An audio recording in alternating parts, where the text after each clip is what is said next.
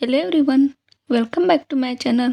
आज की कहानी हमारी लोमड़ी और बीमार शेर की। एक समय की बात है, जंगल का राजा शेर अब बूढ़ा हो चुका था। उसकी शक्ति कम हो गई थी। उसमें इतना बल शेष नहीं था कि जंगल में जाकर शिकार कर सके। इस स्थिति में उसे भूख से मरने की नौबत आ गई थी। एक दिन अपनी गुफा में बैठा भूखा शेर सोचने लगा, यदि यही स्थिति रही तो उसकी मृत्यु निकट है।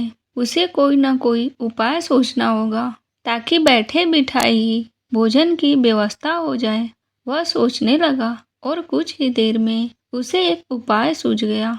एक चिड़िया की सहायता से उसने पूरे जंगल में अपने बीमार होने की खबर फैला दी। जंगल के राजा शेर के बीमार होने की खबर सुनकर सारे जंगल के जानवर उसके हाल चाल पूछने उसके पास पहुंचने लगे। शेर इसी ताक में था कि जैसे ही कोई जानवर उससे मिलने गुफा में प्रवेश करता, वह उसे दबोच कर मार डालता और उसका मांस खा जाता। हर दिन कोई ना कोई जानवर उसे देखने आता रहा और शेर को गुफा में ही शिकार हाथ लग जाता। उसके दिन बड़े आराम से गुजरने लगे। अब उसे भोजन के लिए जंगल में भटकने की आवश्यकता नहीं रह गई थी। बिना मेहनत के उसे अपनी ही गुफा में भरपेट भोजन मिलने लगा था। कुछ ही दिनों में वह बहुत अच्छा स्वस्थ हो गया। एक सुबह एक लोमड़ी उसे देखने आई। लोमड़ी चालाक थी। वह गुफा के अंदर नहीं गई, बल्कि गुफा के द्वार पर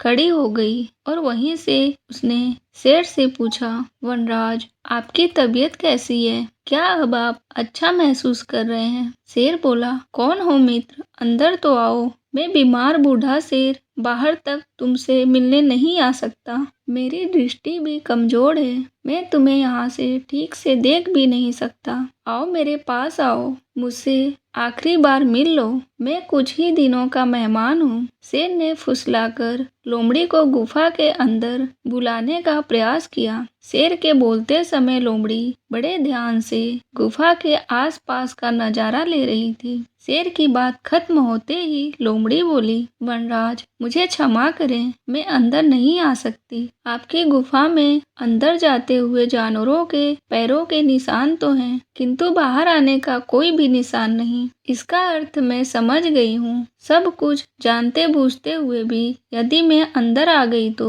उन जानवरों की तरह मारी जाऊंगी जिनके पैरों के निशान वापस आने के नहीं हैं। इसीलिए मैं जा रही हूँ। लोमड़ी ने जंगल में जाकर बुढ़े शेर की करतूत सभी जानवरों को बता दी। उसके बाद कोई भी जानवर शेर से मिलने नहीं आया। इस तरह अपनी बुद्धिमानी से लोमड़ी ने न सिर्फ अपनी जान बचाई, बल्कि जंगल के अन्य जानवरों को शेर के हाथों मरने से बचा लिया। बुद्धिमान व्यक्ति दूसरों की गलतियों से सबक लेता है। हेलो, आज की कहानी कैसी लगी? पसंद आई हो तो प्लीज मेरे चैनल को सब्सक्राइब करें। बाय।